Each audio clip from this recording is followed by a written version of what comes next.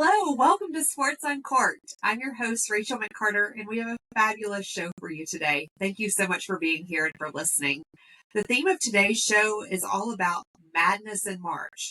Yes, March Madness is part of that, but there's been a lot of kind of crazy stories going on in the sports world over the last couple of days. So we are going to talk not only about NCAA basketball and March Madness, but again, some of the other big storylines that have been out in the media here lately. So I'm not drinking wine today. I've been a bit on a tequila kick here recently, and margaritas have been a real go-to for me. I love a good spicy margarita. And I was in the mountains with my family for spring break this week and went into the liquor store locally and found a canned margarita that I had not had before, and it was so delicious that I want to share it with you. So this is a brand that I have not heard of until this trip. It's called VMC Margarita. V as in Victor, M as in money, C as in chocolate.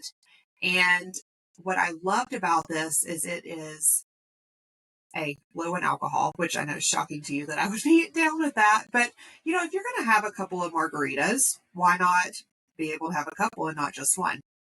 So this is 5.5% alcohol. It is made with fresh carbonated water, agave nectar, and a clean tequila. So it doesn't taste very sugary. It's not like super strong and tequila forward. You can have a couple of these without being kind of out of your mind. And it was the perfect balance of, it's not too sweet at all. It has a good kind of like a sour punch, which you would think that you want with, kind of a citrusy margarita, and it's not super tequila forward. So this was very drinkable in comparison to like Cayman Jack and Cutwater. This one, the VMC margarita, I think takes the cake and will definitely be something that I take to the pool with me this summer, maybe out on a boat, to a picnic. Very transportable and very delicious margarita, something that I would, want to expect in a restaurant. They definitely have nailed it and put it into a can. So if you see this, definitely pick it up, give it a try. I think that you will be 100% satisfied. So with that, I will bring Marissa in and we will get talking about the madness in March.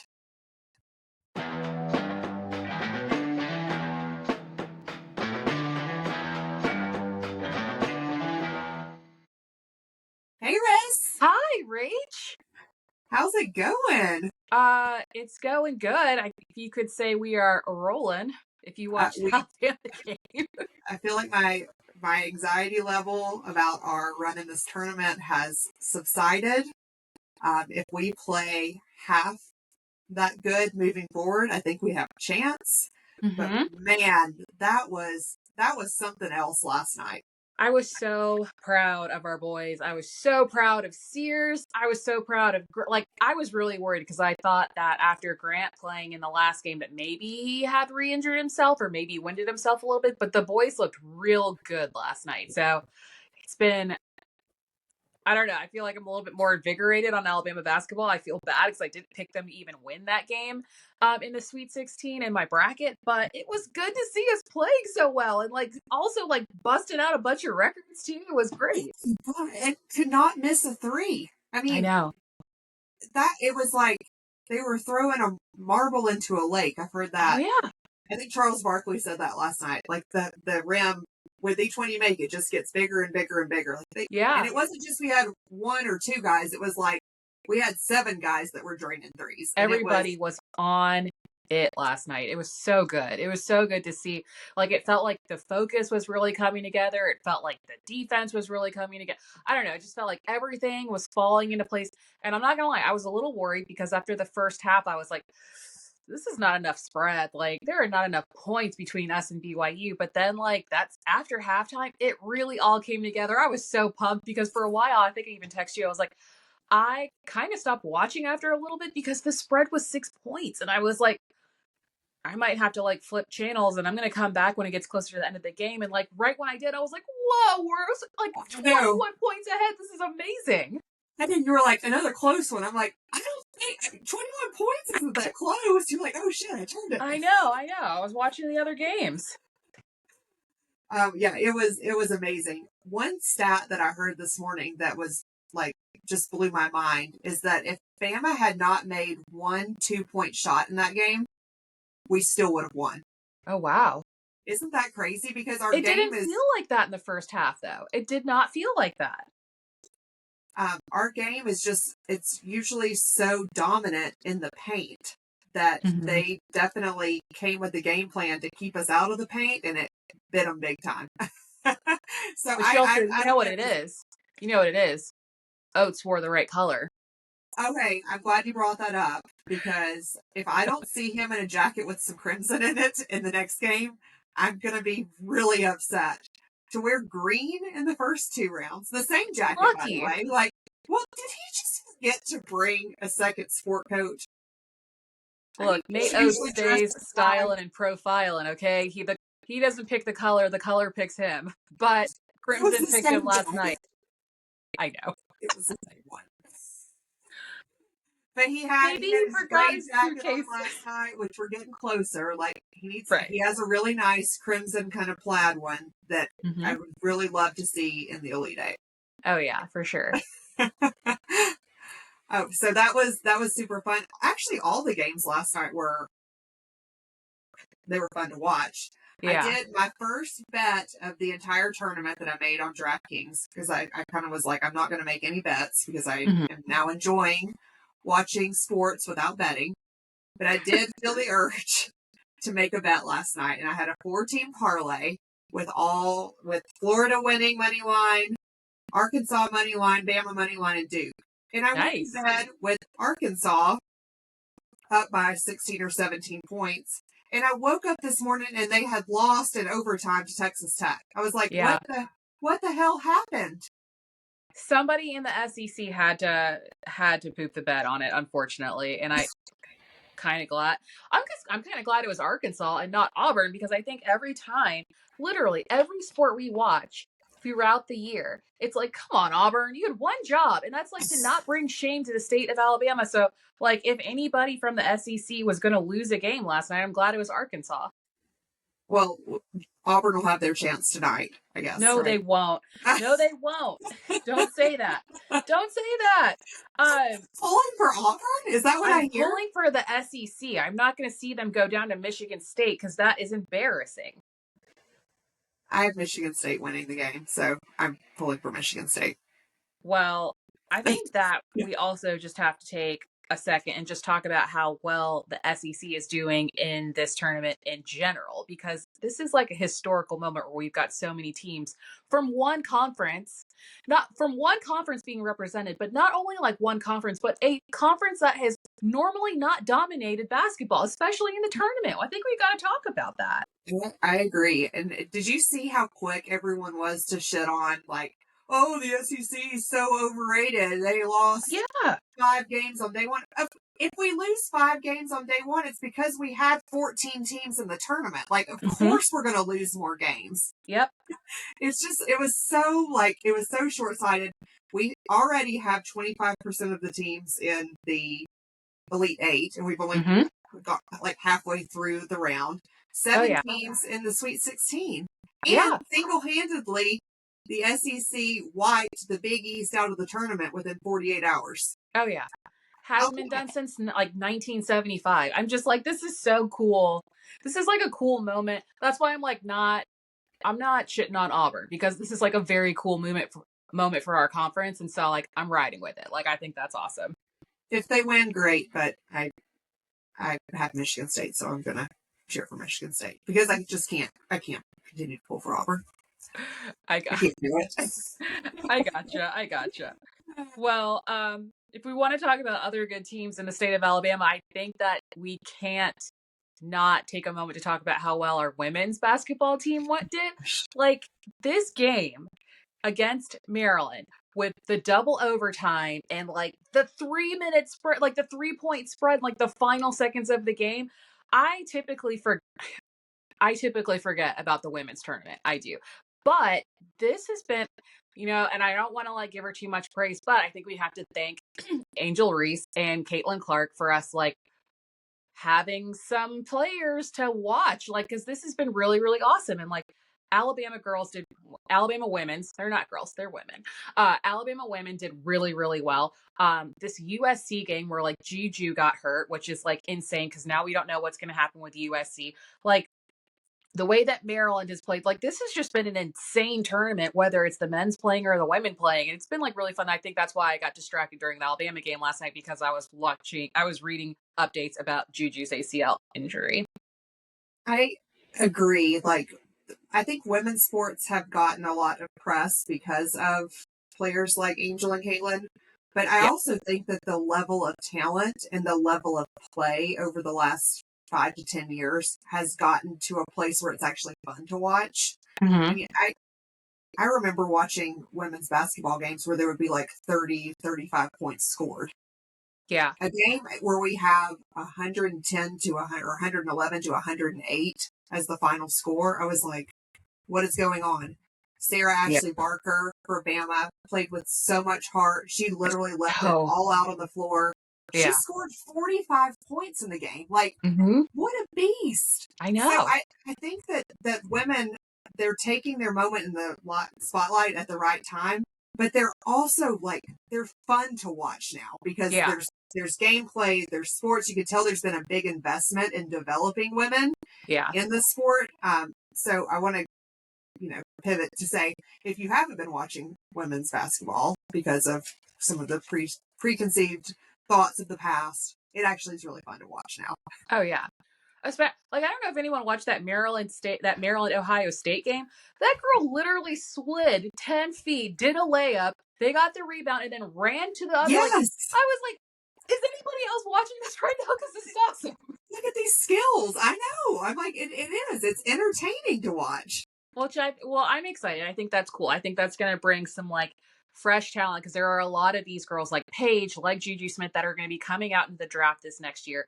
So it's going to bring some more like fresh energy to the WNBA. And I'm kind of like excited about it because then we can stop talking about Caitlin Clark. Not that she's bad, but I feel like she also was like over glorified when she was at Purdue. And then I think when she was at Purdue, they let a lot of things slide, like traveling, which she did a lot. And then she got to the WNBA and she was like, okay, I'm here. I'm ready to score all the points. And it's like, oh, don't forget, there are women that have been playing this game a lot longer than you, and you're not that great. You're good, but you're not that great.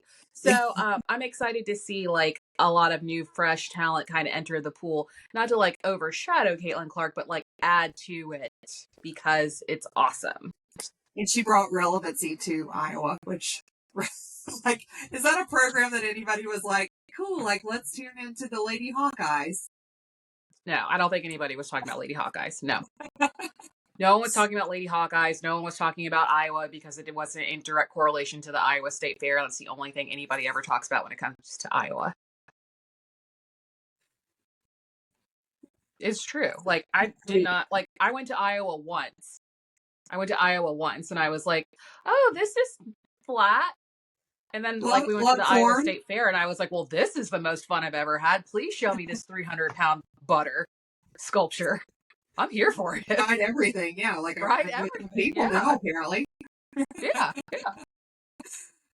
So another thing, because we're talking about like all of the madness in March, the NCAA basketball transfer portal opened right ahead of the Sweet 16, which is just like, what are we doing?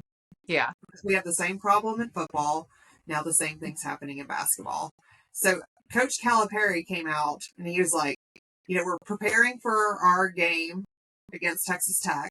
And I'm like having to have conversations like outside of practice with players like, you're staying, you're going, like what's your plan? How absurd is this? Like they're cannibalizing their own sport at this point. They had I kind of think it's messed up that you're leaving your team in the midst of competition. I think it's messed up. Like I don't know. It's just like something that kills the sportsmanship and kills the camaraderie of like being on a team and like seeing something all the way through, like win or lose. You did it all the way to the end to the best of your ability. And I don't know. Like, I don't know. I feel like personally, as a team picking somebody up out of the transfer portal during that time, that says a lot about that player. Like, oh, they're willing to run when things get hard. They don't see things through. I definitely want them. And honestly, I think that goes for players and for coaches too. Because I don't know if you heard about this guy from Georgia Tech who accepted a new coaching job in the middle of the tournament. So like, what's like, is it that you think your situation is so bad that the grass is so much greener on the other side? Like, I just don't, from a sports aspect, I don't get that. I think that shows a lack of sportsmanship, and I think that shows a lack of perseverance, which I feel like are the guidance counselor words that are up inside of every gym and locker room. So like, what does that say? What does that say about you as a player and then you as a team that picks somebody up like that? And Make them why? wait. Yeah, and it's a flaw with the system to open it up before the tournament's over. Mm-hmm. Because I think the intent of people that enter the transfer portal is they're going to see their year through, but they want to see if there's more opportunity, to play somewhere else, which is fair. Mm-hmm. But don't ask a kid who's making a run in a tournament to make a decision about where he wants to play basketball next year while he's fully committed to the school that he's at right now. It's just, it's not fair. So Yeah. there were more than 700 players that declared into the transfer portal on the first day, which was 14% of all D1 college players entered into the portal in day one. That is up from in 2024, 291 entered the first day. So we're over 700 this year, which just shows the volatility and the movement around the league. I just think that's insane. And we're cannibalizing our own sport. And the fact that we're asking college athletes to make decisions about where they want to play in the midst of commitment to their current school, it's so flawed. It's like, imagine if they asked and started like free agency during wild card weekend in the NFL. Like, what a shit show. Or like, what about free agency during All-Star weekend? Like, yeah. I just don't get it. I really don't. I feel like, again, that's kind of like straddling the line between playing for pay and playing for the love of it. Yeah. That's kind of, I don't know, it's a little disheartening. Especially because it's like, you got this far. Don't you want to finish it out? Right? Like, I don't get it. I saw a graphic and it showed all of the Sweet 16 schools and like the starting five and where they started their collegiate career. Did you see this? It was like kind of going around on social media. And there were two schools that had a majority of their players that started and were still actively playing for the same school. So like Purdue had their starting five all started their collegiate career at Purdue and they were still playing. Which that's how it used to be, right? Yeah, yeah. And then you had, I think Duke was the other school that had maybe one transfer on the starting five, but then the rest of their roster had originally committed, developed, and are still playing at Duke. But all of the other schools were just like a hodgepodge of people who had transferred in. Maybe this is their second stop. So, the benefit of that is you can build a team up and build a roster very quickly. Talk to Arkansas and John Calipari, right? Like he was able to come in and bring a solid team for a team that had not even made it to like the round of 32 in 10 years or more to like make it to the Sweet 16. That was amazing. But I do, and we talked about this with college football, like miss that loyalty aspect of bringing in the players, bringing them in because they believe in the program, they believe in the coach, and developing that talent. I don't know. I'm torn on this. I think one transfer is cool. Transferring every year for different opportunities, not cool. Yeah, I don't. Yeah, I just feel like if you're doing that, are you even that good? Because you're just going to whoever's going to pay you the most. But are you that? I don't know. I guess I would have to see. I think like starting this year, I'm probably going to pay a lot more attention to it because, like, are you that good? Like, are you so good that you're just going to whoever's got the biggest paycheck? So it's like, is it good to be the best player on a shit squad, or is it better to be like the best player amongst an amazing starting lineup? I don't know. Yeah, I know it's hard, but I do think they need to fix the time frame. That's Oh, like it should 100%. be a super easy fix to fix the time frame. Well, why don't they? I just like, why don't they do it after everything is said and done? That way you actually have an idea of who's the best player to choose from. Like, are you going to pick? Are you going to, as a free, someone looking at the transfer portal, are you going to look at a player that left his team, whose team lost in the Sweet 16? Or would you rather pick a winning player that wants to? I mean, I'm not saying that people that don't make it all the way to the Final Four should immediately go into the transfer portal, but if a player on a team enters a transfer portal after his team has made it to the Final Four, does that not look more appealing than a guy that left his team, whose team lost in the Sweet 16, that's in the transfer portal? Yeah, I think it's all about what somebody could add to the team, add to the program, and fit into the system that the coach has too, But right? aren't you kind of an Yeah, asshole if you leave your I, team playing? Like, I guess and, I don't know. and I got hopefully, what my thought is that if somebody enters the transfer portal and their team is still playing in the tournament, they're not leaving the team during the tournament. They're planning to leave the team during the next season. but that But messes they have with to like the put. I mentality of the agree. squad, you know? I agree to say because Michigan has a player right now that did that. He entered the Yeah. transfer portal on the first day, but he's going to continue playing through the season. It's kind of like But it's like, why? what? Then Why are just you leave, leaving? bro. Like, if that's what you like, Why? then just leave. Like, that takes me back to like Tyreek Hill. Like, if you're so unhappy, then just leave. Don't sit there on the team and talk about how miserable you are and be miserable and like make everybody around you miserable. Go. Don't Yes. stay and play for the sake of, well, no one wants to pick me. Like, you're ruining the team morale. Like, that's so toxic. It's so toxic to the team.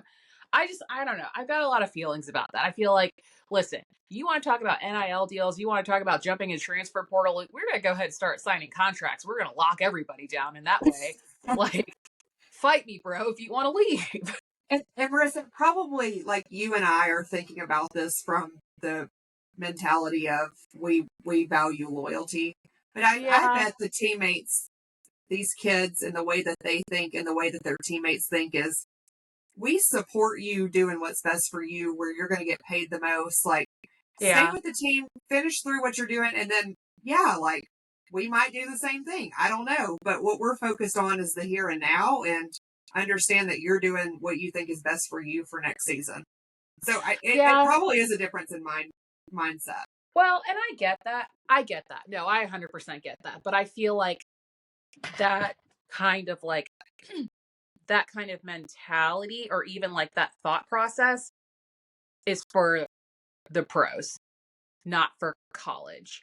Like I feel like you're supposed to have I don't want to say like a more immature mindset, but I feel like that I got to do what's best for me because like I got other things that I got to think about now. That's like grown man mentality. That's like I got actual bills and a house and like family to take care of mentality, not like I only care about myself because I only have to take like I guess I don't know because you're still not like fully taking care of yourself. Even when you're 21 years old and you're on the roster, you're not taking care of yourself. The university is taking care of you. So you don't have anybody to take care of. So like what are you thinking? I don't I think I got like a lot of I have a But lot think of about like who's opinions. chirping in their ear, right? They've got an agent, they've got their parents, they've got Right. So some I don't know. neighbor I from think down the street. Like, there's a lot of that pressure that has to be so difficult on top of the pressure you already have for playing the game, being part of the team, going to school. which is And why like NIL deals are not great right now. I mean, it just yeah, all kind of stems to like someone like said something really like sickening to me the other day. They were like, "Oh, well, there was an agent at this middle school in Atlanta and he was scoping out players at a JV game." And I'm like, "Can we just like let the kids be kids? Like it's bad enough that they have to like watch like horrible things on television every single day. Like can we just like let them enjoy the game for a little bit longer before it's like, hey, sign on the dotted line here. Oh, by the way, I make 15%. I don't know. That's just, I don't This know. is this is exactly why ESPN has to keep running this ad about like don't bully players if you lose your bet. Have you seen that one? Oh, no, I have not seen this. It plays like every commercial break during, and you're smart to just tune out commercials. But I'm a it flipper. bothers my kids. Like Yeah. we're watching this and he's like, Mom, are there people that really bully players if they don't win their bet? And I'm like, yeah, there are, because they can't like fathom that the sport is more than just their money that's on the line. These are like human beings. Right. It's crazy. Oh, God. Okay. So on the topic of grown ass man like making a stink of himself, did you hear about Jeremy Pruitt? Yes, I did. Wait, This is like, about this, but you know what? Like, it also doesn't shock me because if I, like, you want to talk about being petty and being a grown man, like, if I was out of school, like Tennessee, right? And then all of a sudden I get fired for what feels like no damn good reason, I'm going to start squawking like a hawk. They were paying players back in 2015. If that Phil Fulmer knew about it and he didn't do anything, I would be singing like a canary. I would be doing the same thing. I'm not even mad at him. Roll Tide, friend. Roll Tide on. Be that level of petty. $100 million. I'm like, Well, I know. it's grabbing headlines. But they'll probably settle with him for, if they settle with him for $25 million. Yeah. He would be thrilled. Oh, for sure. He would be so thrilled. He and Alexander Shinunra are going to Alexander Shinunra. I mean, that has to be his attorney, right? For those that has to be. don't know who he is. He's got a billboard on every corner in the state of Alabama. And going into Florida now. He's in Georgia and the Carolinas too. So. Okay, so he's expanded into the whole South. Oh yeah, call me Southeast America. Just the ambulance chasing. Oh, I know. I know. But I don't think this. You know what? I don't think that he's going to be the last. I think there's going to be I'm waiting for Connor Stallions. I'm just waiting for it. There are going to be a lot of perturbed defensive coaches, quarterback coach. Like there's going to be a lot of perturbed coaches that are coming out of the woodwork that are like, I saw this kid get a brand new Cadillac when he was like 18 years old, and this was like before NIL stuff was allowed. I'm just saying. There's going to be a lot of that. He's not the last. We're going to hear this will be interesting, but I was kind of like, oh, really, Jeremy Pruitt? He's still around? Like, he's still looking for a job? Because this pretty much puts the nail in the coffin, I think, for him. Oh, yeah, for sure. He's not going to get hired. That's why he's pulling this petty card out of his back pocket. That's what I'm saying. We're going to see a lot more of this. I'm here for it. I really am. I really am. I'm here for this. Like, the level of, like, the drama. This is, like, one, like, parking lot fist fight away from being an episode of The Real Housewives. And so we just need to go ahead, start rolling cameras. Like, Hard Knocks just needs to work with a producer from Bravo and like mesh it together, and they'll have everybody watching reality TV. And take that camera to the Meadowlands, because I think we've got a shitstorm on our hands up there with the Giants. I am so excited. You want to talk about quirky and corny? Like, I am so excited about this odd couple, Russ and Jameis. First of all, I think that like Jameis is like the new America's sweetheart. Like, put him in a camera, keep his mic hot. I want to hear what Jameis has to say about everything every single day. He is cracking me up. I don't know if you saw him at this golf tournament down in Florida or something like that. Or no, down in Mexico, where he's like, I don't know what he's doing, but he's a commentator. He like had a whole interview with an iguana on the and I'm just like, well, this is so wholesome. Like, I could watch this all day. Like, let's go ahead and do a redemption season of Hard Knocks, New York Giants. It'll make sense since that dumbass GM pretty much ruined the entire show with his screw up, letting Saquon get away. Like, let's go ahead and have the Giants do a redemption season of Hard Knocks and just hot mic Russ Wilson and Jameis Winston all day. Do all you day. think Russ would even have a word to say? Like, he never talks. He He would be never so talks, but when boring. he does, it's like, what Disney Channel ass shit are you talking about right now, bro? Like, so that's why it's gonna be perfect. I don't Corny know. and corny. That quarterback room is going to be my favorite part of the NFL season next year. I just know it. Like, it's. Will they win? How many games will the Giants win next year? Will they win 3, 4?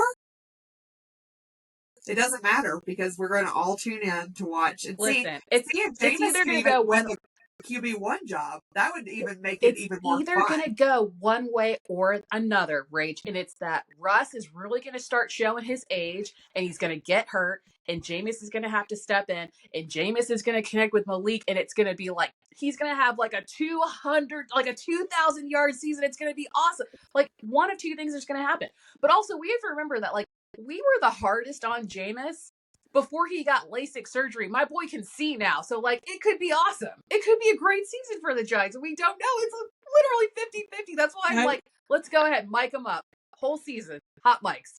It started now, right? Like, I want Yes. these clips to play on Sunday morning NFL Countdown. I'm so excited. I can't wait. So I'm trying to think what else is top of mind for Madness in March.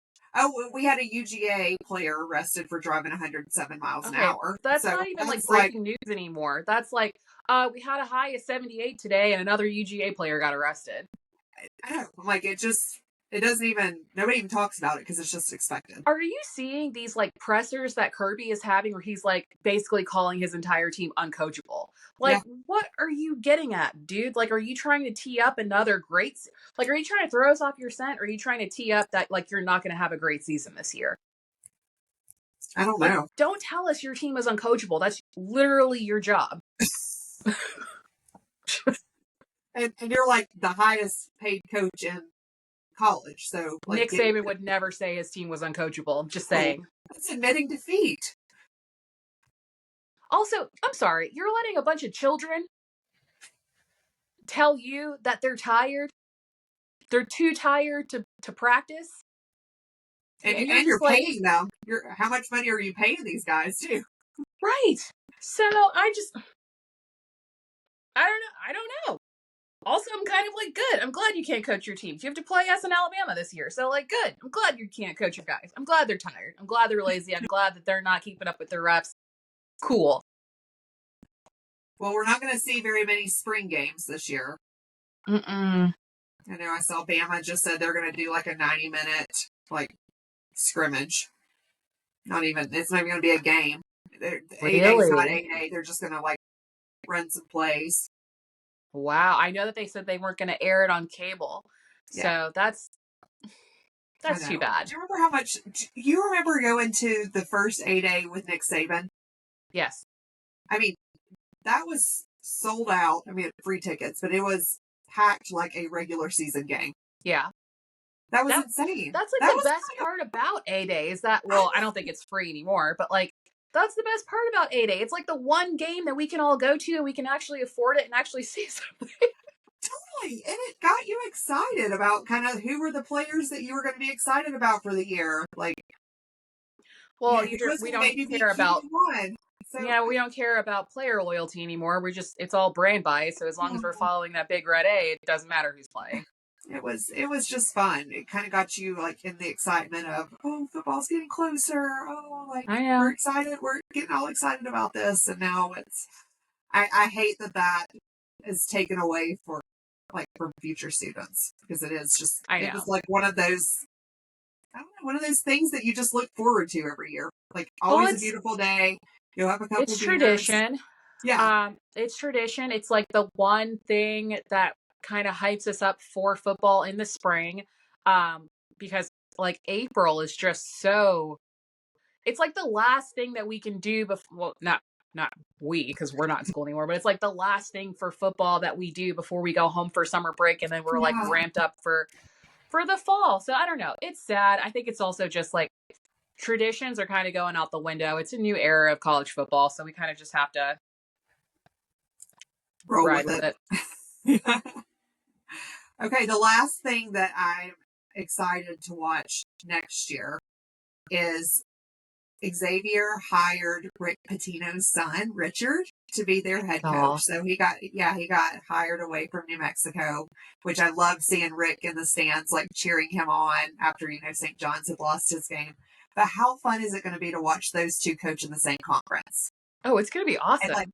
like as a parent, can you imagine how much like joy that brings Rick Pitino to know like my son has made it, I he's know. carrying on the family name, and like that's Oh, just like I know it's just like it's a proud moment, and Xavier's like that's a good school and a great oh program. yeah, He's earned his way not on his name, and it's his own reputation that he's built and his own success, which I love that he's yeah. not a nepo baby. He actually earned his way there. True. True. So I think that'll be something really fun and exciting. It was kind of the heartstring story for me of the tournament thus far. You know what's weird? I feel like we didn't have a Cinderella story this season. I mean, Arkansas was the Cinderella, right? I mean, to think like a 10 seed is the Cinderella, but there wasn't that like 12, No, and I think like 13, I'm 14. thinking I was waiting for like I don't know, St. Francis University to like make it to the Sweet 16. I had Like one of McNeese those. State as like the one that I thought was going to make it to the Sweet 16. Eli, my Yeah. son calls it McCheese State. Go pick Yeah. McCheese State's going to make it. But they got whooped. But they were the one that I thought, oh, maybe they'll be the Cinderella. No, I but know. they were I kind thought of Drake lost University standing. was going to be the Cinderella story. I thought we were going to hear more about them, but In Iowa, another Iowa care. school for you. I don't care about Iowa. But you care about Drake, which is in Iowa. So Isn't it? yeah, the more you know. Well, listen, my focus has shifted. I don't care unless it's in the SEC. Right? We're in the Elite Eight. The SEC is in a bunch of spots. Like that's what I'm focused on right now. I can't. All right. Well, Roll Tide Riss. Yeah. We'll be watching intently on Saturday. And what do you think Lou's got for us today? Hopefully something Wind, bracket related. water, earth. Earth, wind, and fire. My powers combined, I am Captain Planet. That's what we should start calling him, is Captain Planet. We should. All right. Well, thanks as always for sharing your insights, and we'll bring Lou in and see what he's got for us today. All right.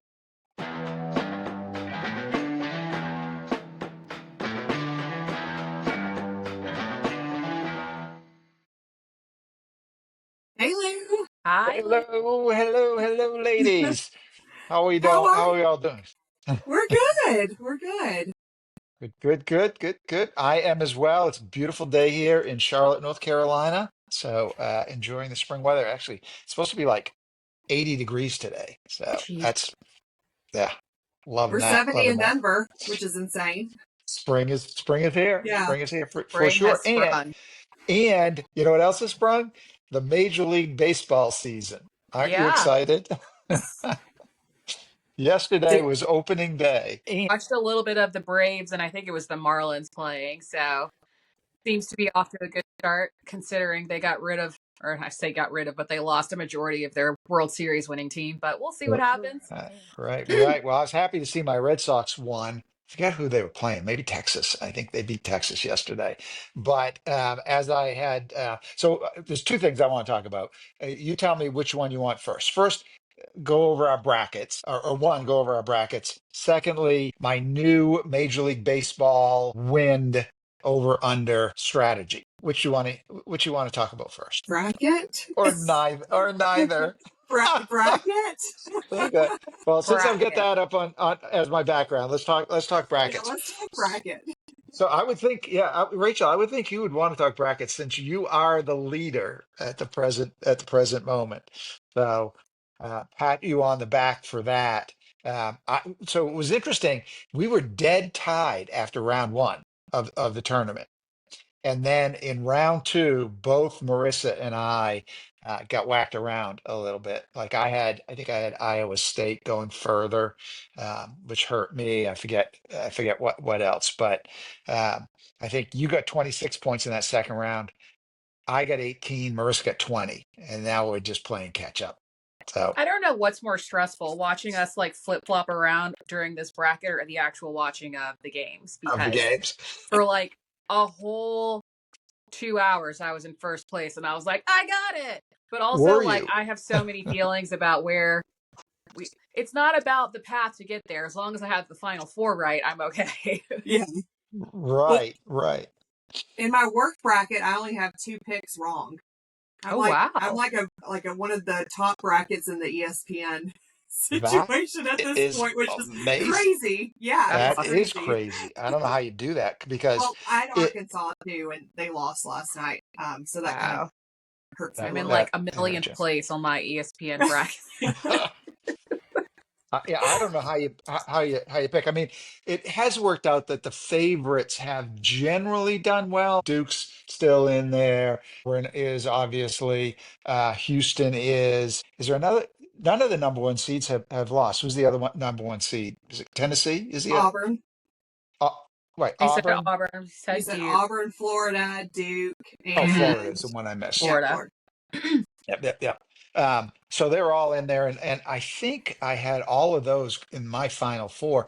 Marissa, I was surprised. What hurt you yesterday was you had Alabama losing. Alabama losing in that Sweet 16 round. But you know what it was? It was Wisconsin that messed me up because I had Yes, Wisconsin in their game against BYU and BYU not playing Alabama in the Sweet 16. gotcha, gotcha. Yeah. Gotcha. And I think I'm kind of hosed on something. I'm hosed on that Ole Miss Michigan State game because I had Iowa in a state in that, in that bracket, so to speak. So I'm gonna lose that game. And actually, I've got to the only hope I have to even kind of stay close is I've got to have Ole Miss win that game because both of you guys have Michigan State in that game. So if Michigan State wins, then you guys are going to get the points in that game, and I'm going to get a big Zippo. And but the rest of it, all our picks for today's games, Friday's games, are the same. You guys got Auburn, I've got Auburn, we've all got Houston over Purdue, and we've all got Tennessee over Kentucky. So I'm not gonna. I have no chance of picking up any ground, and I can only lose ground. Is my So situation. we're really, because you have Duke winning it all, we are like even more hardcore in Alabama destroying Duke. Oh, right, that's right. Is that Yeah, in and the that? Elite Eight. So they're going to meet in the Elite We Eight. both have Duke as well, but like we want to take you out Secretly, we solidly. Me want down. Alabama to win. That We're is that. realists at the end of the day. We're a realist group. I understand. I understand. Well, and plus that's your alma mater, so you're going to be rooting for them anyway. Strengths and we know our weaknesses. And like, this isn't a football game, although I feel like the more I watch Um, this, football should be like, if they're going to do a 12-team playoff, they need to do it in brackets like this. It's more fun. I agree. I agree. and Marissa, like if Alabama plays the way that they played last night, we're gonna Oh, we yeah. could destroy Duke. Which would be Absolutely awesome. That, destroy like, them. low key, that would be amazing. I would absolutely, if Alabama plays the way that they played last night, which was a stunner, and I'm like, it was a stunner. Like, I have no other words for it. Love to see triple digit points up there on the scoreboard. They play like that against Duke, we got a whole new ball game. Well, is it realistic to think that they're going to shoot that many threes or hit that many threes against? I mean, that was a record, right? 47%, yeah, 47%, like from the free. Oh my gosh, the three line. Good Lord, you Have guys. you been Three Free point. throw drinking? three. I know it's like the first day I'm not. Water. Maybe that's the Unacceptable. problem, you guys. But Um, yeah, I think they put up 52 attempts. That's amazing. Yeah. Well, they're hitting almost half of them, so they Yeah, might as well. They might as well. But it'll be a good game. So that game is going to be to do Saturday, Saturday. right? Hmm. Yay, yay. So that should be fun. That should be fun. And you're going to be in Alabama for that game. Oh Wow. yeah. That'll Oh be Very yeah. awesome. cool. Very The cool. Very stars cool. are aligning. Well, looking forward to the games tonight and over the weekend, particularly that one. I know you guys have already talked a lot about college basketball, so I won't beat that drum anymore. Um, I just want to say I am up on my win bets so far okay. after one day. I just want to say. So On you're one. gonna be Okay. you're gonna Let's you are do. gonna be climbing. Both of you guys are gonna be climbing on this bandwagon before long. I'm just telling Okay. you. Okay. Okay. Totally. Let's wrap it up. Okay. I guess that's all I got. I'm going to enjoy the basketball games, watch a little baseball, and have a good weekend. Hope you guys do All too. right. You do the Yeah. same and roll tide. Yeah. Oh, I can't say yay to I that. thought I Can't might say get you that. by accident. No. Fair All enough. right. Well, thanks everyone for listening. We will have an update on the win bets next week. I know, Lou, you're excited to bring those to us. Have a Wicked. wonderful Elite Eight weekend, and we will be back with you next week. Bye. Bye. Bye.